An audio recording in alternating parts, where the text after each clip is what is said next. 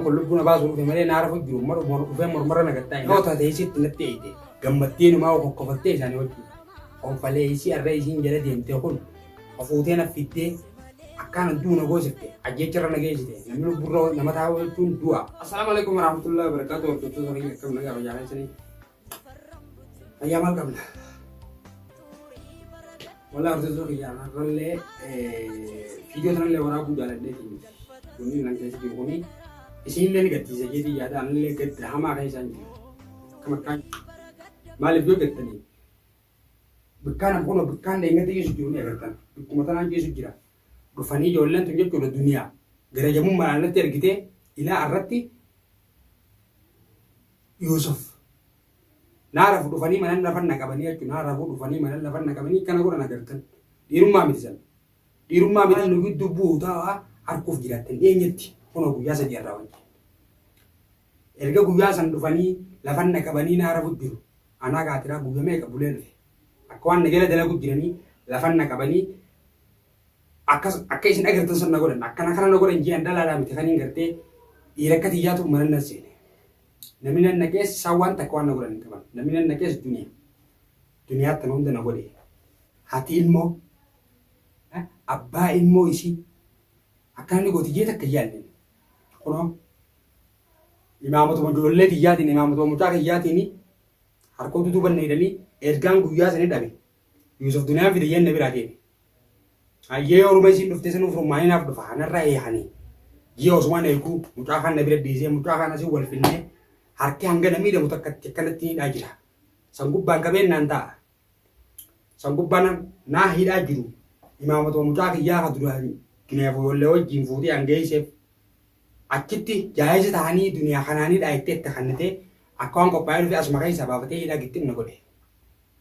Bikkaan rafu jirutti agartan. Ilmi namaa jechuudha diina walirra ta'u mucaa kanaan nama gaariittiin beekan nama nageettiin beekan Yusuf kana hunda na godha jeeyyaanne garuu wallaahi yoo lubbuun namaa gidduutti hin dhufin yoo niifiin an takkaa duniyaa takkaa mucaa ijoollee lameen irraa nama tokko ajjeesee hin garsiisin arguuf jiraatan laala narra cicciranii huccuu jechuudha osoo lafan na riganii huccuu narra cicciranii laala ni agartan akkanatti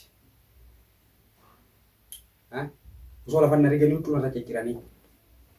Ega guyyaa sanii ani dhaasan bulee duniyaa yoo dhuftee jechuudhaan lafti dafa gomiti asuma waan akkasii jirus hin beekan sababa irra dhufanii na hidhan duniyaa akka ergite abbaan fedhanitti haarus kuni dhiirummaa miti takkaa ani dhiira akka tiyyaatiin wal lolee kaameeraa dura kaayadhee kaameeraadhaan isinirraa waraabee naafiisan wali buuneen beelu gaafattoos gara laafummaa kiyyaaniin bira kutee amma duras gaafan fayyadu jaacha dhoomees. Andalummaanii na wajji jiraadhu naddoon guutuu yoo ta'u mataati. Oomii rabbiin nu gidduu godha.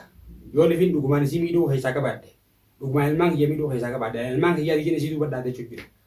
Haati ilmoo gara jibinaan gaafa akkana isii gootaate ilmaan keetii kam gootee irraa kabalattaayyee. Namni isiin natti ergite kun namaa nan beeku keessaa hoo. Namaa nan beekutu namaa nan beekne qabatee dhufee mana kiyyan na miidhe. Yusuf duniyaan fide jeequte achiin hafe isii bira dhaqee viidiyoo harkeetiin jiraan telefoona kanaa hojjebeeffadheetiin yeraafe kunoo shaantaadhaa fi uffata ijoollee tiyyaa hunda gaddiiganii waan barbaadan hin beekanii uffata ijoollee tiyyaa asii walitti qabanii kutanaa qo'annaa fi daashiin jetteen irraanfatanii jechuudha.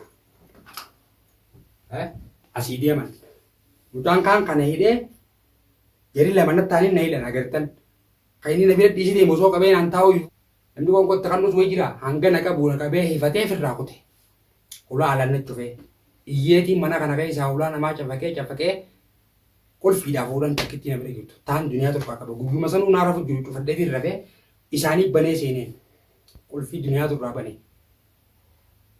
qulfii namchila harkaa qabus fuudhanii kutan nama alaatiin jechuudha madooshaa feetanii namni alaa cabsee ulaan irraa banee.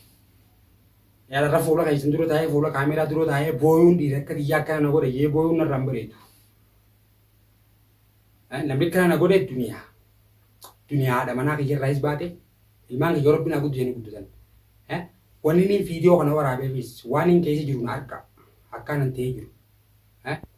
Erga guyyaa sanii jechuun guyyaa sadii ol jechuu dadhabeetiin kaameeruma kanaas banachuu dadhabee Mucaan na bira bulee oolee halee galgala firraa kute.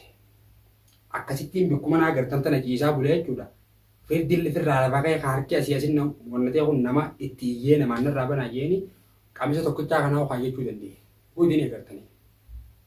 Mana kana keessa yoo bishaan dhugoon taate malee wanni biraa tana kutusan hin jirtu. Namni na bira jiraatee naa godhu jiru hin jiru. Eegaan hidhamee ooleen buleen hidhaa saniin akkasii jira. Namni karatti hidhamee jiru maal nyaata ofii jennu gajjii afaan hin nyaata miilaan nyaata. Mucaanis akkasii gabbuuna bira taa'ee firraa daddabee qote Yuusufii deebi'ee hin jiru. Yuusuf ammoo wal arguu jiran. Yoo ni biinani wallaahi hallagetti isin darbin arguu jiraatan. Takkaa wayii naa gartanii naa lolees garuu duniyaa haadha ilmaan kiyyarraa baatee jirti. Jaartummaarraas baatee jirti. Kana booda naafiisiin ifaan ifatti wal arguu teenya. Mana sanis qaanfii namaatiifin mana namaa dhaqee maafii yaa'ee godhaa mana galtu waan isii manaa baasee hin gaafanneen.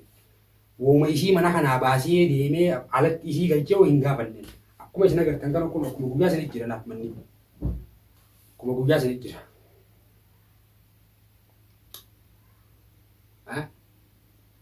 Tanuma hundarraa'u waan ta'uu teenyu naaf iddoo gidduu buutaa ibiddeen gidduu buutaa arguuf jiraatan.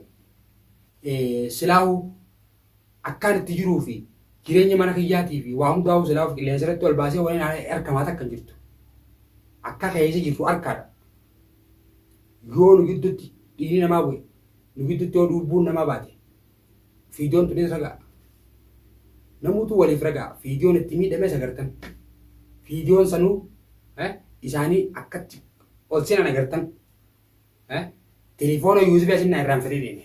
Mucaa koodii banee akkana biraa gabbeettiin irraa fuudhee fiidiyoo san dabarfadhee fiidiyoo san illee isinii gadhiise. Fiidiyoon xiyyaa miti ta'ee gaddaa.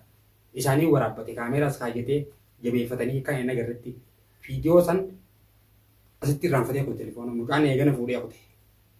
Anjarrummaanuu wanni dhufaniif hin beeku duniyaatu ergee namni duniyaa ergite aan hidhaan jira. Shaantaa fattashanii ijoollee huccuuti ijoollee xiyyaa baasanii akka nama isii geessuu deemutti lafa tana dhiisanii hutan. Namni kun lubbuu na baasuu dhufe malee naara fu jiru dhufee mormarra nagattaa'e naara fu jiru dhufee mormarra na taa'e. Najjeesuuf immoo maaliif ree? Duniyaa teessitti natti eeyite gammattee numaa kokkofaltee isaanii wajjin. Konfalee isii arra isiin jala deemtee kun konfalee isii arraan tana duniyaa fuutee naffittee akkaan duuna goosifte ajjecharra nageessite namni lubburra nama taa'u jechuun du'a. Harka akkasiin na hidhee harki namichiiree jechuudha. Harki isaan lamaan miti kudha lamaan akka isaanii fira dhorkan nama ciisu jiru. Yoo inni taran kafalallee inumaa alagaan namni nuna tuffata. Yoo ni bina nama gabbee fiidiyoo kanatti aantu maaliin isin dhufa inumaa duraan kaameraan waraabu waan takka takka jee kaameraan kaa jedhu jeetiin lafuma nagee hagisuma lafti nagee taate kaameraa kaa jedhee ol ba'u jira. Amma immoo waan hin dalagu keessatti yoo tokkittiin yeroo namaa maseenu qofa taate malee waan naaf jedhanii ol buusu teenyu waan ijoollee sanis inshaallah turti malee bakka isaan jiran dunuuma san baasisiiseetiin wal arguu jiran akka wal godhu teenyu. Jaayisa teetiin gabbaafanis. Akka isaan jaayisa ta'anii qulfii fidatanii isii biraa isiin jala deemtee dhuftee qulfii irraa bantee natti ol neeyitee nuccuftee kutte. Walajjeesaa jechuudha beeku. Hulaa alaan nuccuftee kutte. Silaan keessa lafaa ka'ee an takka rafu jiraachuu baaddee mana kana keessa taa'u jiraadde. Yeroo san lubbuun namaa nu gidduu dhufte. Naaf duniyaa gidduutti silaa ijoollee isaa gidduutti duniyaa waan gaarii dalaydee itti fakkaatin. Yoo nii fi nanii dhaadachuun miti. Hojiin irra geessee isin garsiisa. Gaaf tokko silaa unaaf Yuusuf taatus yoo inni Yuusuf nyaataan irraa dileetti san goone arguuf jiraatan. Takkanaatiin minjaa nageenyaa tura isinitti illee dheeressu. Waaniin booda isinii dhufuun arguuf jiraatan. Maaliif isin garsiisuuf miti ragaadha boruuf naa ragaadha. Miidhamaa nan keessa ture naaf argattan jeeti. Angoolatti deebiin nageenyaa